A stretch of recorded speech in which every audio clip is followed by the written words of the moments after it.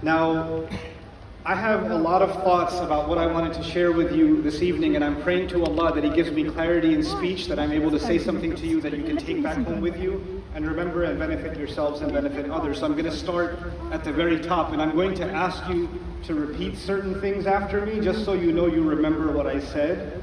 Because I know some of you tell me all the time, Ustad Nouman, I listen to you all the time. Before I go to sleep, you help me go to sleep every night. So I know for a lot of you, my voice is very soothing and I help you sleep, which helps my confidence. But tonight I'm going to make you speak out loud a little bit so that I can see that you're alive, because I can't see through the lights over here, so I will know from the sound of the volume of your voices. But the first thing I'm going to talk to you about is some things you may not know about the word ayah. The ayah is the fundamental unit of the smallest unit of the Quran. I don't like to translate it as verse because that makes it sound like it's either biblical or poetic. But the ayah is a unique construction of the Quran. You can't even translate that as a sentence really, because many ayat are not sentences. So it doesn't fit the structure of a verse, it doesn't fit the structure of a sentence. It's a unique thing, it's just called ayah. To me, the best translation of ayat of the Quran is literally ayat of the Quran. The same way I don't like to translate surahs of the Quran as chapters, because chapters are chronological and sequential, but anybody who's read the Quran knows that the second chapter may talk about something, supposed chapter, and the 10th or the 11th or the 12th may repeat exactly what was said already in the second supposed chapter. That's not what happens in chapters, but it certainly happens in the Quran. So the Quran's literary structures are surah and ayah. Now, I'm going to talk to you just about the word ayah. How does the Quran describe this thing that He calls ayah? It's not just the words in the Quran that are ayat, or ayahs. It's actually also, there are ayahs in nature. So He'll say there's an ayah in the mountain, and there's an ayah in the camel, and there's an ayah in the land, and there's an ayah in the sea. So everything He points out in the physical universe around us, He says there are ayat in it, but He doesn't stop there. Then He says there are ayat in history. So the things that have happened before, there are ayat in the ancient ruins of lost civilizations. Those are also ayat. So when I've been trying to understand and study the Quran for over 20 years now, and my question philosophically became, what is included in an ayah? What does it include? Okay, it includes the ayat of the Quran, I get that. Then He also includes in it what is inside of nature, then what is inside of history, then what is inside of yourself. What is in the skies? What is coming in the future? And the realization dawned on me, Allah is actually saying all of reality is just like in physics. Reality is made up of, the physical universe is made up of subatomic particles down to, protons and neutrons and even smaller than that. The same way all of reality is made up of a set of ayat. There are ayat everywhere. In fact, you don't say what is an ayah because it's impossible to say that something is not an ayah from the worldview of the Quran. So then I need to define, because I said it's not a verse and it's not a sentence, so what is it? So we're going to look at the word ayah a little bit today before I can share the lesson with you that I want to share with you. This word, before the coming of Islam, was used by the Arabs in a very interesting way. Like for example, when they would travel in the desert, and they stopped somewhere. They didn't have McDonald's back then, so they stopped somewhere in the middle of the desert and they started a fire and they made some food and they set up a tent, and when they finished, they picked up all their utensils and their clothes and the tent and all the valuable things and they left. But there's still some ash and some burnt wood and stuff, right? That's left behind. So the new people that would come, they'd look at the fire and the ashes, but they don't see anything valuable. So they say, خَرَجَ الْقَوْمُ بِآيَتِهِمْ. The people left with all of their valuable goods. The word ayah actually used to indicate something that has value. This is important now. This is where your quiz begins. The first thing ayah means is something of what? Something of value. Very good, you are alive. Okay, so something of value is number one. Secondly, the nouns in Arabic, they give birth to verbs. So one of the verbs that comes from this word, ta'ayya, actually means qasad, meaning to go somewhere with a purpose. So actually the word ayah itself means purposefulness. So now I've got two meanings for you. What was the first one? I forgot. Ayah. Value. What's the second one? Purposefulness. Everything in reality has value, and everything in reality is full of purpose. Everything. That's the Muslim view. That's the Quran's view. Nothing that happened in my life had no value. No person I met had no value. No time I spent had no value. Nothing that's going to happen in the future is without value. And all of my experiences, all of what I see around me has a purpose. And so I had to challenge myself today. I give lectures all the time, but here I am speaking at this remarkable event at the occasion of the World Cup. So apparently the World Cup, according to this view, is also an ayah. And the match you're watching is also an ayah. And every one of those athletes are also ayat. And the stadium filled with fans are also ayat. And I'm like, how am I going to explain that? This is a spiritual experience watching the semifinals? Or the people that are going to the final, they finally got a ticket, they're like, Alhamdulillah, I'm going to go see some ayat of Allah. Like, I think you are. It's just about perspective, isn't it? So what does Allah say about the reality of ayat? He says, لِيَدَّبَّرُوا آيَاتِهِ. So they think deeply of what is behind His ayat. So there's a mountain, there's a camel, there's history. That's all what your senses can perceive or what your mind can read about. But behind them, there is something valuable and purposeful that cannot come out until you reflect and contemplate. That's actually the point that I'm going to try to make to you. I've given you two meanings of the word ayah. We're going to use that throughout these few minutes that I'm going to share my message with you. One of the most amazing things that dawned on me today as I was thinking about what to share with you is an ayah of the Quran where Allah says, وَمَا الْحَيَاةُ الدُّنْيَا إِلَّا لَهْوٌ وَلَعِبٌ. Worldly life, this life that you and I have, these few years that we have on this planet, is nothing but entertainment and a game. Or you can call it, in our context, a match. Because a match at the end of the day is also what? A game, right? So now Allah is doing something, it's called, this tashbih baligh in Arabic studies. Allah is not saying life is like a game. He's saying life is a game. And this is actually a very powerful way of expressing something in Arabic. Clearly, life isn't a game. Your job is not a game. Somebody sitting in the hospital is not playing games, right? There's wars going on, that's not a game. But Allah is saying if you contemplate a game, and you contemplate a match, a contest, then you might learn some valuable lessons about life itself, about what Allah wants you to know about life itself. So that's what you and I are going to do for a few minutes, inspired by the ayah, وَمَا الْحَيَاةُ الدُّنْيَا إِلَّا لَهْوٌ وَلَعِبٌ. Now, here are a few thoughts that I want to share with you. And by the way, on this idea of la'ib, this is one change in perspective that I want you to take home with you. When you experience something, you should think about how is that an ayah of Allah? Because remember, it's purposefulness. Purposefulness, if I'm walking with purpose, that means I'm heading to a direction, right? That's what that means. If I'm walking without purpose, I don't know where I'm going. A student that has purpose takes all the classes that are going to lead to their graduation. A student without purpose says, I'm going to try, architecture for a semester. Next semester, I'm going to take some music courses. Next semester, I'm going to, study, Bolivian history. I don't know, because my parents pay my tuition, so I feel like I could do that. I could explore. That means they don't have purpose yet, right? The purpose of the ayah is to lead you back to Allah in some way or the other. So Allah is saying all of reality, if you thought about it, if you thought, really deeply about it, in some way or the other, it's going to take you back to God. So let's think about this.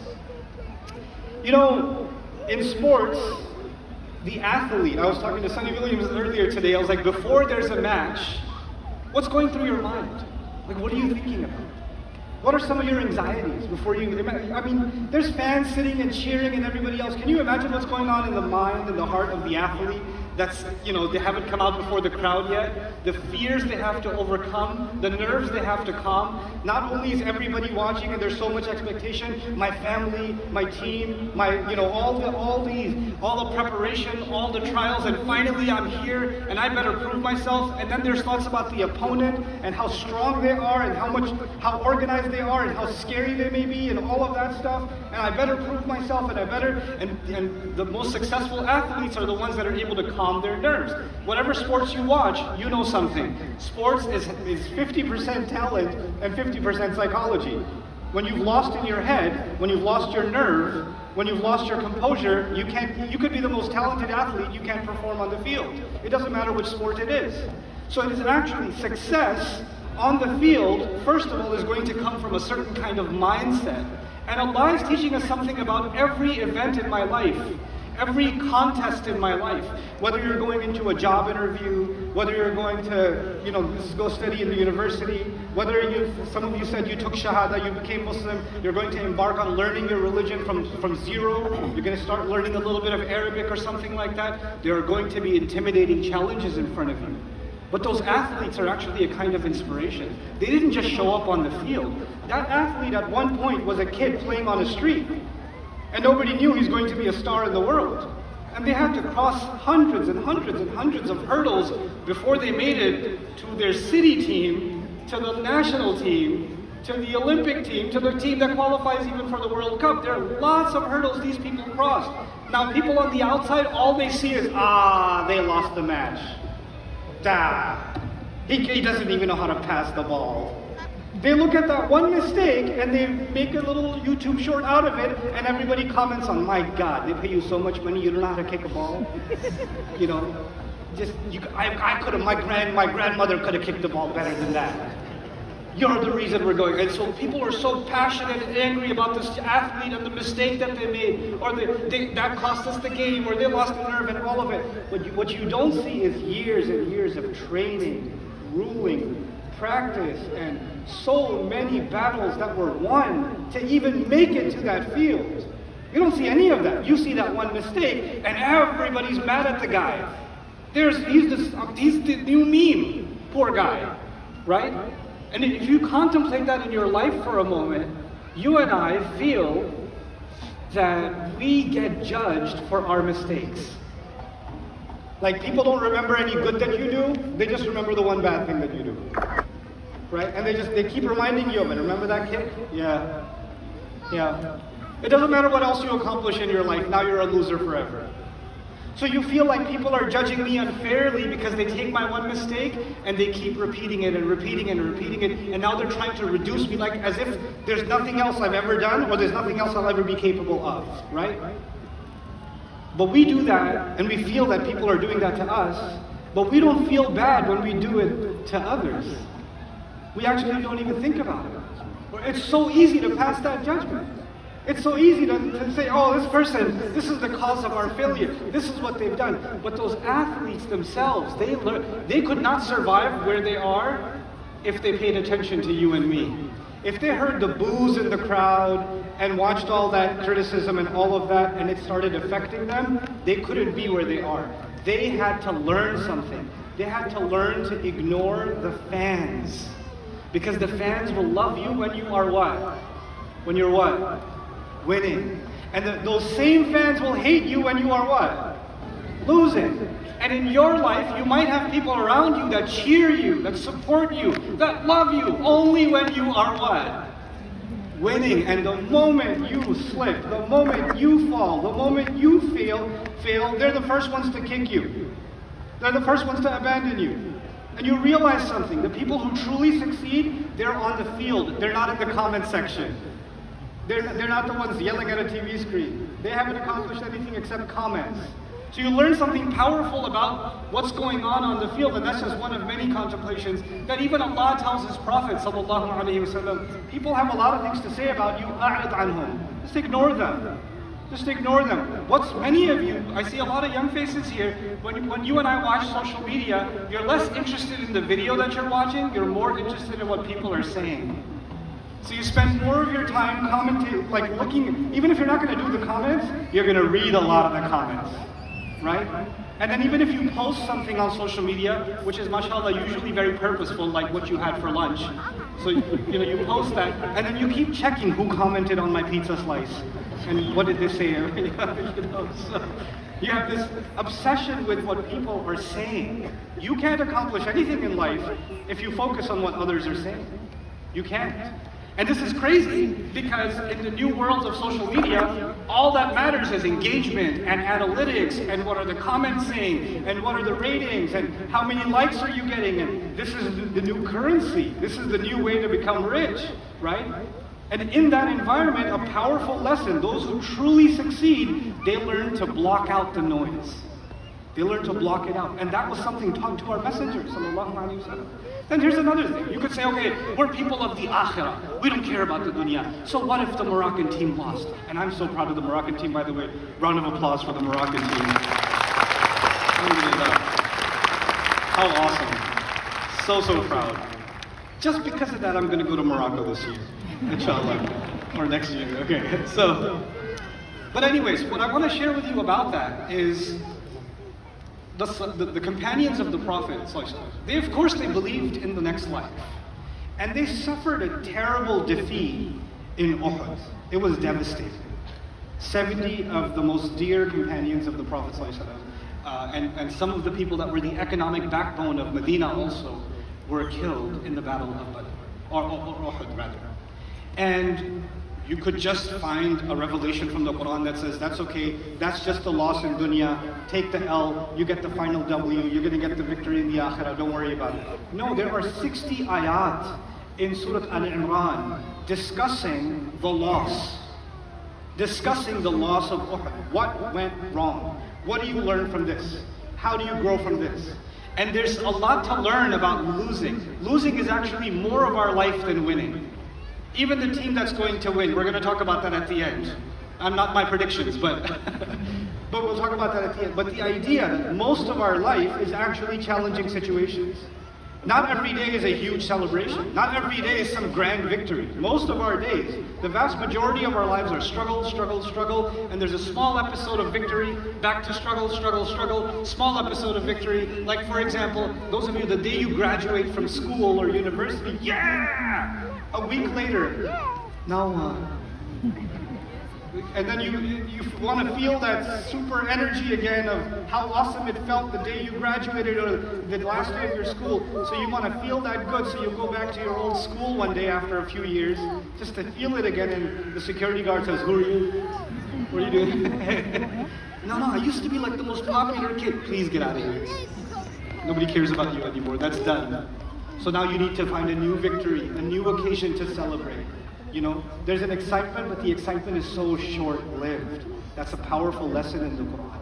We run after very exciting things, but the excitement is very short-lived.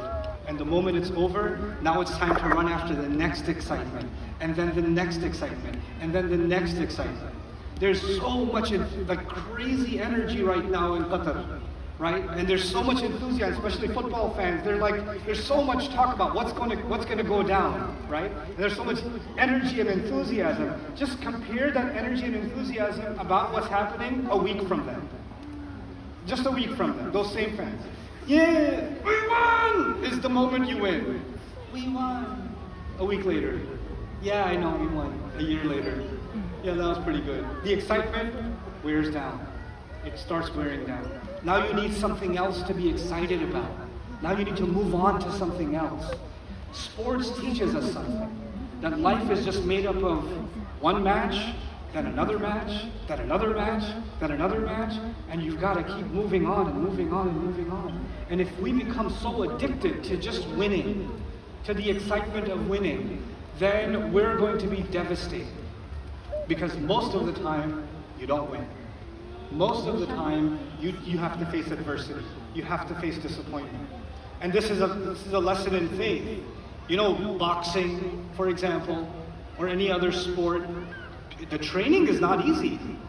These people have to give up, essentially, their freedom to be ready for competition. At the higher the level, the more you lose your freedom. When you sleep, when you wake up, what you eat, you know, it's a very, very difficult regimen to be able to be ready for a match. And you put all of yourself, mind, body, and soul, for this match or for this game or this contest. And at the end of that, if you lose, how devastating is it? You'll see athletes crying on the field. And understandably so. They put so much, their families, themselves, they put so much of themselves into that effort. And when they're not able to get there, it is an absolutely devastating thing. right? But then after you put so much effort in, how will you find the motivation to get back up and give 1,000,000% again and go at it again? And you'll find people in sports that have lost. They've lost big time. And then they come back and become the biggest champions in history. That's happened over and over again. And you know what? This is a spiritual moment because Allah teaches us in the surah of loss. I call it the surah of loss because no more exhaustive commentary exists in the Quran on losing than in Ali Imran. And at the end of Ali Imran, Allah says, Ya ayyuha alladhina amanu asbiru wa sabiru wa rabitu. Persevere, have grit. Sabr I like to translate as grit. Become tough. Learn to take the loss just as learning. Here's what the loss had value. The loss was an ayah. What did I say an ayah means? I forgot again. Value and what? So that loss had value for me. And that loss had a purpose for me. The loss you have, the job interview that didn't work out, the marriage proposal that fell apart, the marriage that fell apart, you know, the relationship that went sour, whatever personal situation you have going on, whatever financial situation, whatever health situation you have going on, every loss in life had value, every loss had purpose. And can you imagine, look at it from another point of view. If the Muslims had not suffered the devastating loss that happened at Uhud, we would miss so many ayat of the Quran, we wouldn't understand them. The most valuable treasure Allah has given us is His own word. What a valuable price for a treasure for every believer to gain because of what looked apparently like a loss. We received an ultimate treasure, which is Allah's word itself. Just a couple of quick, now final comments about just some things to contemplate about these events themselves and ourselves and something to take back. You know, being proud of your team, being proud of your people. You know, there are nations, countries that they idolize their sports icons, right? You'll see kids wearing the faces of their sports heroes or wearing their jerseys and pretending that they're them when they're playing. And even when I watch sports, inna lillahi wa inna ilayhi raji'un. Okay, so I was at the Morocco game too, and I'm happy about it, alhamdulillah. So every time, for example, that goal got scored, I felt the pain in my ribs. And the people that are watching, that if you're into it, it's almost like you're on the field. You feel so connected to the team you're a part of, their loss becomes your loss. Their victory becomes your victory. You become vicariously connected to them. There's a sense of connection to the people that are representing your country, your ummah. They're representing something to you that is valuable to you. You know why I'm bringing that up to all of you? Each one of you is a star in and of yourselves. And you have to now you have to become the pride of the ummah. You have to face adversity and come over challenges and accomplish something, whether it's on a football playground, or it's in the field of medicine, or engineering, or whatever field, or in business. Whatever it is that you're going to do, you have to become a pride of your people. You have to accomplish high things. And it's only the best of the best that not only accomplish for themselves, but they boost the confidence and the pride and the self-esteem of an entire nation with them. That's what they end up doing. This is an ayah of human behavior. This is not all the kuffar do this. This is not us. No, every nation does this. This is a human behavior. سَنُرِيهِمْ آيَاتِنَا فِي الْآفَاقِ وَفِي أَنفُسِهِمْ. Sports psychology is something inside of the nafs of every human being. We have it. We have a connection to sports. We have a connection to athletes. We are proud of them. And you know what? Through that, a lesson in life. You know, when young kids I'm going to be the next Messi, or I'm going to be this, or I'm going to be that, right? The same way, even as adults, you have to reconfigure your life. You have to I have to think about my life, and you have to think about your life in terms of leaving a legacy. And this is going to be my final point. This is a difficult one. I hope I have clarity in speech when I give you this one. You know, there's a lot of talk about this final because, Messi might have finally got a chance to get the World Cup and, finally leave that great legacy. So I wanted to talk to you about legacy a little bit, right? The idea of leaving a legacy behind is people will remember what was accomplished. And a pride of a nation, but also specifically for that purpose, right? For that person individually. What I want you and I to think about is the idea, the desire to leave a legacy behind and to want to be remembered and to want to be thought about in good ways, this is a desire all of us have. Maybe in small ways or big ways, but we all have it. We have a need to be relevant. We have a need to be remembered. This is the same need that in a very small way, when it wasn't being met to their satisfaction, the brothers of Yusuf said, Dad loves Yusuf more than he loves us, because they needed to be thought, they needed to feel something from their dad that they thought they weren't getting. They needed that feeling of relevance. So you and I have that feeling too. Some of you, for example, you accomplish great things in life, but your parents are not proud of you no matter what you do. They're just not happy. Right? So when people come up to you, MashaAllah, you graduated? So proud of you. Your parents must be so proud. And you're like, you don't know my mom. You know? Because every time you accomplish something, they're like, oh, you think this is an accomplishment? This, you're proud of this? Have you seen your sister? She's so much better than you. Have you seen your brother? They did this. This one's kid, they did this constant comparison. So you're never able to make them proud. You're thinking, somehow I need to be someone that's remembered. And I started reflecting on this need to be remembered. And I thought of just one ayah that I want you to think about. Surah Al-Insan. Allah says, هَلْ أَتَى عَلَى الْإِنسَانِ حِينٌ مِّنَ الدَّهْرِ لَمْ يَكُنْ شَيْئًا مَذْكُورًا. Was there ever a time that passed in the endless ages of the span of the universe? Wasn't there a long period where human beings were not even worthy of being mentioned? Like, the universe is billions, 13.9 billion years old from what we can tell. And for the vast majority of that time, you and I were irrelevant. We didn't exist. And even when humanity came into being, for all of human history, you and I were not known or relevant to anybody. Nobody cared or loved you or me at all. When you're reading about history books, you're reading about people that were relevant to each other, but you weren't relevant to them, right? And there were people that were so big on leaving a legacy behind. They were the local champion, they were the local whatever else, and you know what? We have no idea who they are. They're erased under the ground. Somewhere. When you think about that, you're like, well, at some point, even though all of this is so relevant to me now, sooner rather than later, I'm not going to be on this planet anymore.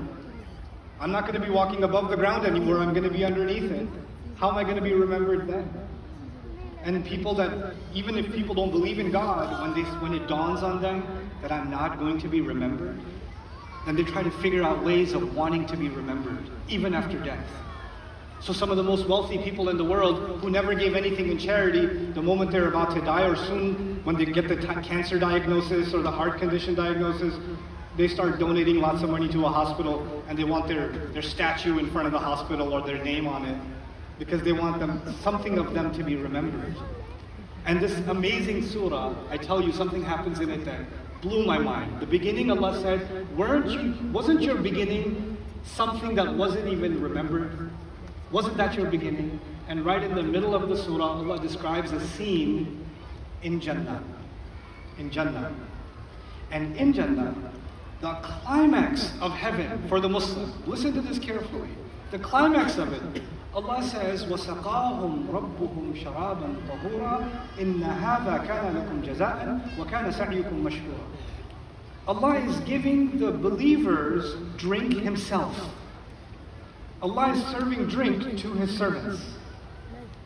And then He's saying, the fact that I am giving you to drink is your compensation. And your efforts were always appreciated. This is the last message I will leave you with. Think about what I'm saying. Humanity, most of us have never, or will not be remembered, most of us. And even if we are remembered, it's going to be for a little bit. And then humanity will forget who we are. And most of the universe's span, we haven't been remembered. But there's one thing that fulfills that need. Allah is talking to you directly in Jannah. And may Allah grant all of us Jannah. He's talking to you and me directly in Jannah. And you know what He's saying? He's saying your efforts were much appreciated. وَكَانَ سَعْيُكُمْ مَشْكُورًا. I think about this ayah and it baffles me. Your efforts were appreciated. Your efforts are being acknowledged. Allah didn't say your wins were acknowledged.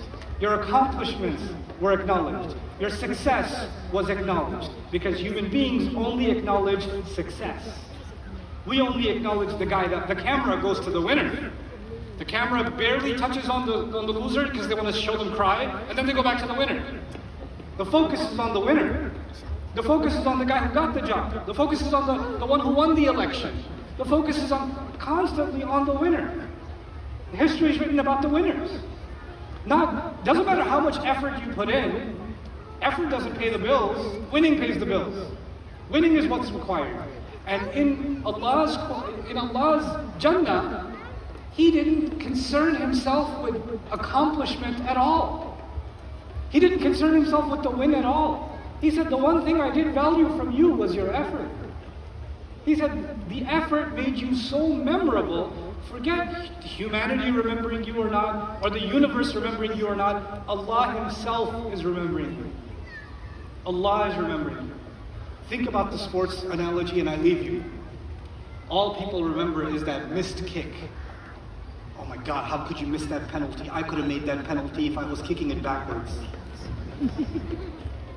That's all humanity remembers. You know what Allah remembers? It's like Allah remembers the training sessions, early morning. Allah remembers how this guy was starving himself from his favorite donuts. Allah remembers how much he was grueling himself to fix himself and to overcome his injury. He remembers all of that. That nobody remembers. Nobody remembers that. There was no camera then. Nobody was appreciating that. Nobody saw that. And the same way when you and I come to the service of Allah. If I was here and nobody was sitting here, two people were sitting here and I was talking, then somebody would say, this was a very unsuccessful event. Nobody came. And if a lot of people came, this is a very successful event. A lot of people came. And Allah will not, I didn't bring Allah brought the people. That's not my accomplishment, that's Allah's accomplishment. That's not the organization's accomplishment, that's Allah's, the credit goes to Allah. The only thing you and I, for attending, the organizers for putting this together, the only thing that's going to be rewarded or worth something valuable is going to be the effort itself. Just the effort, that's all. We, as a result, become people of effort. I told you this is the last thing. I promise you now, this is the last thing. It's going to take 120 seconds. I guarantee it. It's like a Pakistani guarantee. Okay. You know, the fact that so many people came here from so many different cultures and societies, and they enjoyed a game together, and that game is actually a small simulation war, isn't it? Like two nations fighting each other out on the field and competing against each other and wanting to annihilate the other one, completely destroy the other one. And yet they're sharing the same stadium, they're sitting next to each other.